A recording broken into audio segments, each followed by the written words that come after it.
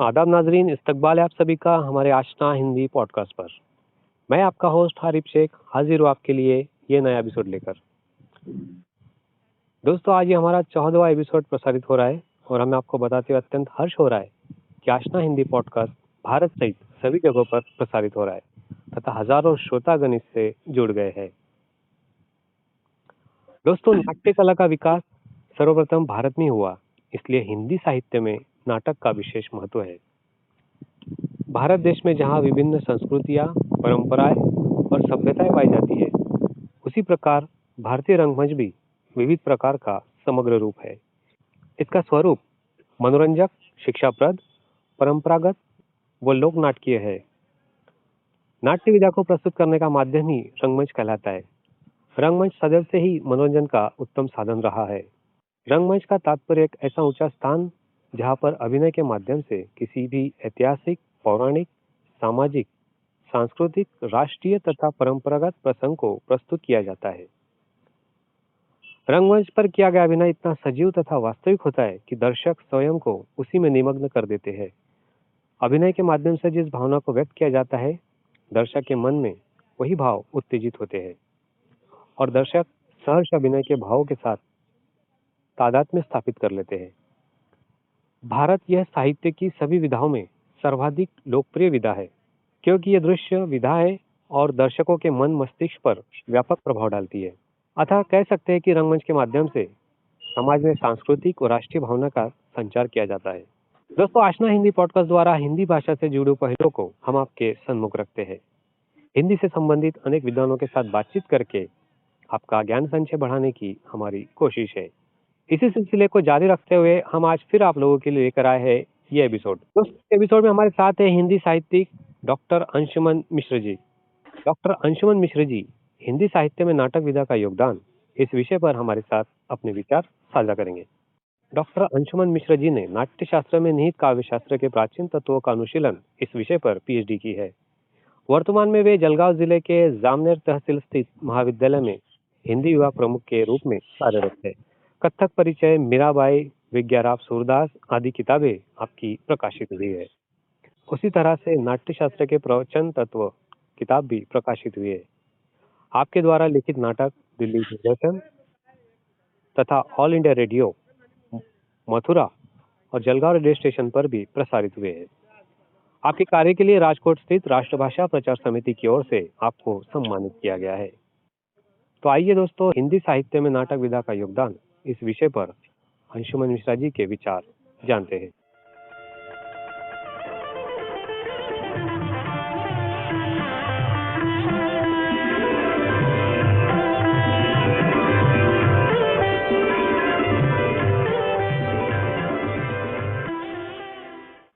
Doctor Anshuman Mishra ji, आपका हमारे आशना Hindi podcast पर बहुत बहुत स्वागत है। नमस्कार, शुक्रिया भाईजान। मैं आपसे अनुरोध करता हूं कि हिंदी साहित्य में नाटक विधा का योगदान इस विषय पर आप अपने विचार रखें। ये जो आपने विषय दिया है नाटक जी, इसका मूल शब्द संस्कृत से जुड़ा हुआ है और क्योंकि आपको मालूम है कि हिंदी भाषा का जो विकास है, उद्भव और विकास, वो संस्कृत भाषा से ही है मूल। जी, तो जो भी हमें हिंदी में जो कुछ भी मिला है वो संस्कृत के माध्यम से मिला है। सबसे पहले तो मैं ये बात स्पष्ट करना चाहता हूँ। जी, और जिस प्रकार से आप हिंदी साहित्य की बात करना चाहते हैं या नाट्य शास्त्र की बात करना चाहते हैं या अभिनय की बात करना चाहते हैं, तो इसके लिए मैं स्पष्ट रूप से बताना चाहूंगा कि पूरे विश्व में सबसे पहला यदि कोई नाटक पर शास्त्र है तो वो आचार्य भरत मुनि द्वारा लिखित भरत मुनि का नाट्य शास्त्र है। और इस नाट्य शास्त्र में कुल मिलाकर 37 अध्याय हैं। इनमें सबसे बड़ी इसकी विशेषता ये है कि ये गायन, वादन और नर्तन तीनों कलाओं का एक संगम है, एक विश्वकोश है, एक ज्ञान कोश है, एक व्याकरण है, एक संहिता है नाटक की। नाटक क्या है मूल रूप से यदि हम समझें तो नाटक, वैसे तो शास्त्रों में तो अलग इसकी परिभाषाएं हैं, अलग इसके तत्व हैं और ये जो नाटक का विषय है ये बहुत गंभीर है, लेकिन आसानी से अगर हम समझना चाहें और सरल भाव से यदि समझना चाहें तो हम किसी बात को यदि सहज भाव से कहते हैं तो वह सीधी एक वार्तालाप कहलाती है। लेकिन यदि उसी को हम भावयुक्त कहें या किसी मुद्रा से कहें या किसी स्वर में कहें तो वही नाटक कहलाता है। हम और आप बात कर रहे हैं, ये एक संवाद है, एक चर्चा है। लेकिन यदि मैं इसी को नाटक के भाव से बोलना शुरू कर दूं, भाई और बहनों, आपके सामने पेश है, ये प्रस्तुत है नाटक अभिनय अभिज्ञान शाकुंतलम। अब ये जो मैंने बोला तो इसमें मेरा बोलना बदल गया। अब मैं यदि किसी भिखारी का कोई अभिनय कर रहा हूं या मैं किसी राजा का अभिनय कर रहा हूं तो मुझे सबसे पहले क्योंकि नाट्य शास्त्र एक ऐसा ग्रंथ है कि आचार्य भरत मुनि ने सबसे पहले ये ही एक निर्देश दिया है कि आप जो भी पात्र कर रहे हैं सबसे पहले उसको अपने अंदर धारण कीजिए। पहले वो आपकी रूह में आना चाहिए। जब आपकी रूह में आ जाएगा तभी तो आप उसको साकार कर पाओगे। और यदि आप अलग कर रहे हो तो वो बनावटी अभिनय अलग दिखाई देता है। तो वो सात्विक भाव जो है वो सात्विक भाव तो चला गया। तो इसीलिए उन्होंने कहा कि देखो, सर्वविदित है कि भागीरथ कठोर तपस्या करके पतित पावनी गंगा को इस पृथ्वी पर लाए थे। भागीरथ से पूर्व उनके पूर्वज अंशुमान तथा सगर की भी प्रयत्न करते रहे थे। इसी प्रकार भरत लोगों ने कठोर तप करके गायन वादन और नर्तन की त्रिवेणी को सार्वजनिक कल्याण के लिए लोक में प्रवाहित किया। कला की इस सुधा में सरिता ने लोक हृदय को आह्लाद और आनंद के रस से आप्लावित कर दिया। धर्म, जाति, वर्ग तथा प्रांत के भेदों को भुलाकर सारा लोक भरतों की हम इसी भागीरथी में आनंद के महोत्सव मनाने लगा। और भरतों ने सारे देश को सच्चे अर्थों में भावात्मक स्तर पर जोड़ा, क्योंकि भरतों की कला के स्रोत भाव और रसों से ही फूटे थे। तो मैंने आपको बताया कि ये जो भगीरथ का प्रयत्न है, ये जो भरतों का प्रयत्न है, देखिए भरत भी बहुत हुए। जब आप किसी की शोध करते हैं, किसी की खोज करते हैं विषय का, जब आप उसमें अवगाहन करते हैं, जब उसमें आप प्रवेश करते हैं, तब मालूम पड़ता है कि कितना विशद है ये विषय। और मालूम पड़ता है कि अलग अलग जो पांडुलिपियां हैं पूरे भारत में, तो पांडुलिपियों से मालूम पड़ता है कि कितने भरत हुए। अनेक कालों में अलग अलग प्रकार के भरत हुए। जैसे कि सूरदास पर देखिए आप, मैं आपको उदाहरण देता हूं कि महाकवि सूरदास का उल्लेख आता है हिंदी साहित्य में भक्ति काल में जी।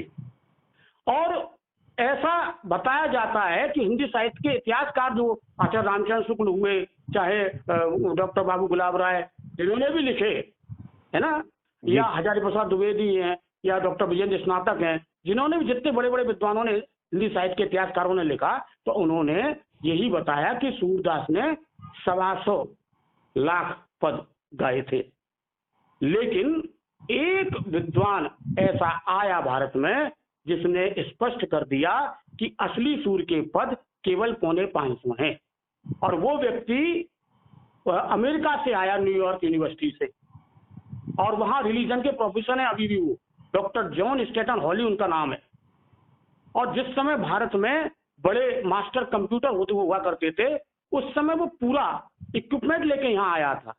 और देखिए विदेशियों की सबसे बड़ी विशेषता क्या रहती है कि कोई भी विदेशी यदि भारतीय चीज पर कोई शोध कर रहा है तो सबसे पहले उसने क्या किया, तो भारत में आया, यहाँ भारत में आकर उसने पहले संस्कृत सीखी, फिर हिंदी सीखी, और फिर उसका जो विषय था सूरदास, तो ब्रजभाषा का विषय था, फिर उसने ब्रजभाषा सीखी और फिर वो ब्रज क्षेत्र में आया और वहां जाके उसने जो जहां जहां जानकारी मिली सब पूरे भारत में घूम के उसने उन प्राचीन पांडुलिपियों को इकट्ठा किया और इकट्ठा करके उस पर देखा उसने कि कहीं तो नैन शब्द का प्रयोग कर रहे हैं, कहीं नैना शब्द का प्रयोग कर रहे हैं, है ना, कहीं इसका अंजन शब्द का प्रयोग कर रहे हैं।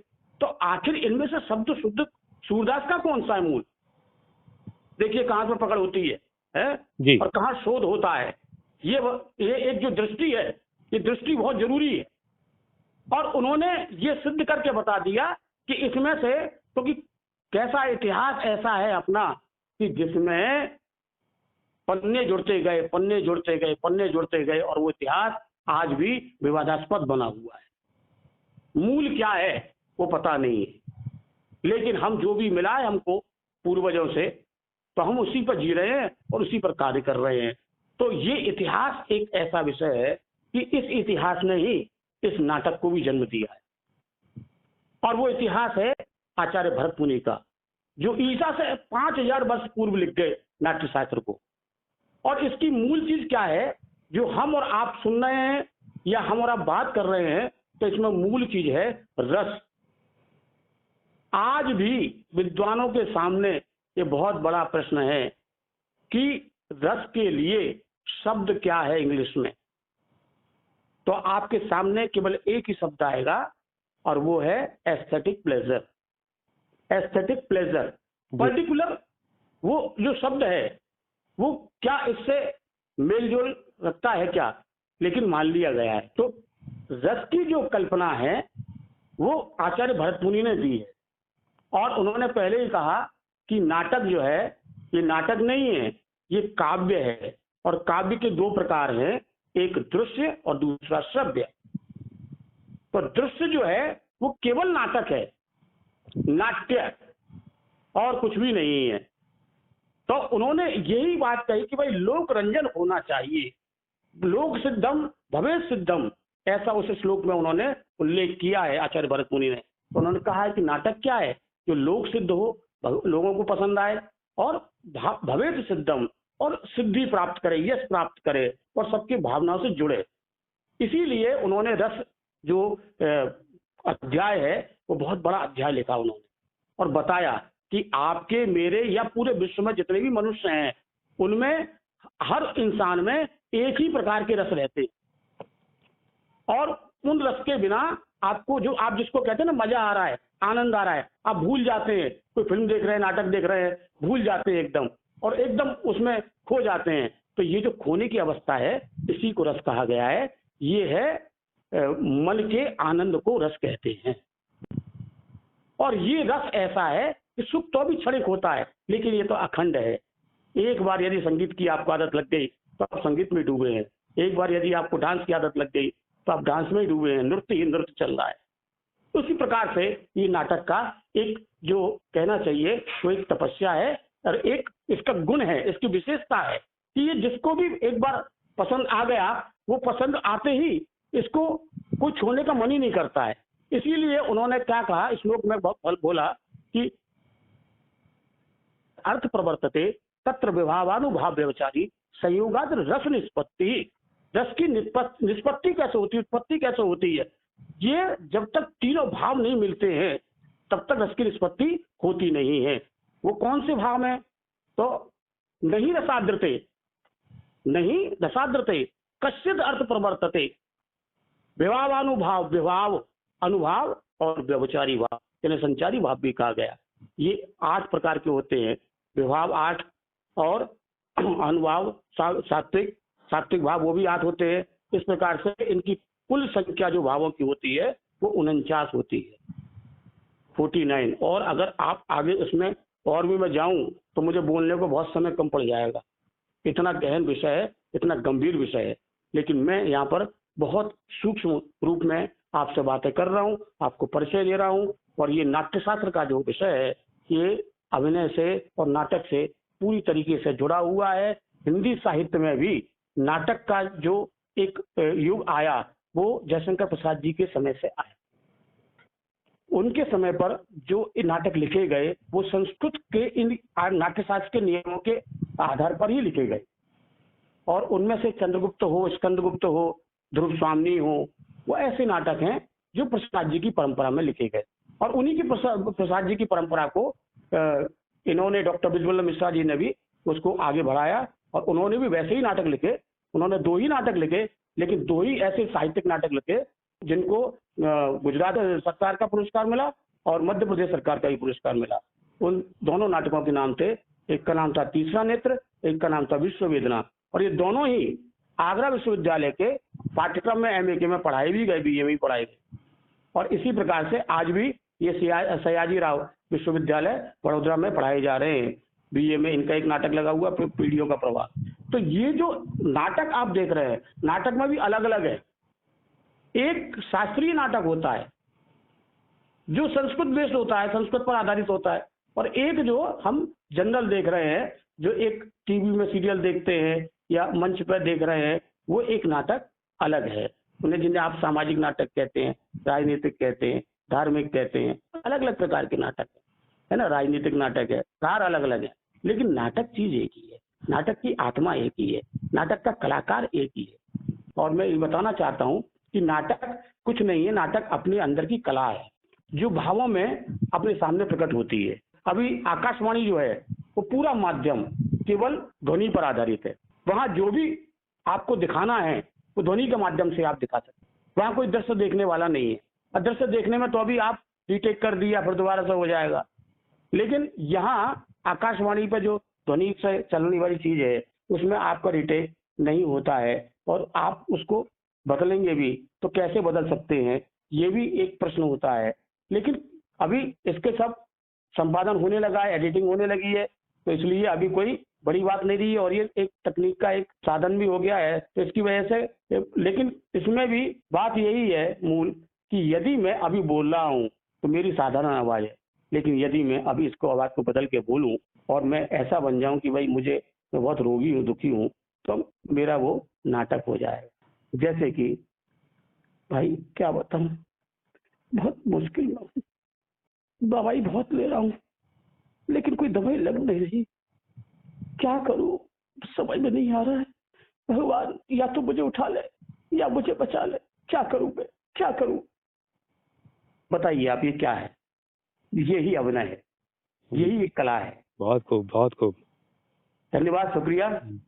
बहुत बहुत धन्यवाद सर, ने आज अपने विचार हमारे साथ साझा किए, और नाट्य विधा से जुड़ी जो कुछ भी अध्ययन का भाग है, ये हमारे श्रोतागण जो भी स्नातक के हो या फिर पीएचडी के शोधकर्ता हो, सभी छात्रों को ये निश्चित रूप से मददगार साबित होगा। आशना हिंदी पॉडकास्ट की ओर से मैं आपका सहृदय आभार व्यक्त करता हूँ। दोस्तों, प्रसिद्ध हिंदी साहित्यिक तथा जलगांव जिले के जामनेर तहसील स्थित कला वाणिज्य एवं विज्ञान महाविद्यालय के हिंदी विभाग प्रमुख डॉक्टर अंशुमन मिश्रा जी आज मेरे साथ अपना हिंदी पॉडकास्ट पर जुड़े, हमसे बातचीत की। दोस्तों, बातचीत का सिलसिला इसी तरह जारी रहेगा, लेकिन आप आशना हिंदी पॉडकास्ट का ये एपिसोड कैसा लगा जरूर बताइए। अगली बार फिर मिलेंगे एक नई शख्सियत के साथ, तब तक के लिए अपना ख्याल रखिए, सुरक्षित रहिए। दोस्तों, कोरोना की तीसरी लहर आ चुकी है, ऐसे में हम सभी को सतर्क रहना बहुत जरूरी है। सरकार द्वारा निर्धारित किए गए सभी नियमों का पालन कीजिए, मास्क पहनिए, सुरक्षित रहिए और अपनों को भी सुरक्षित रखिए। हिंदी साहित्य की खूबसूरत दुनिया से जुड़िए और सुनिए अपनी हिंदी अपने लोगों के साथ। आशना हिंदी पॉडकास्ट शेयर कीजिए, सुनते रहिए। आशना हिंदी पॉडकास्ट। शुक्रिया।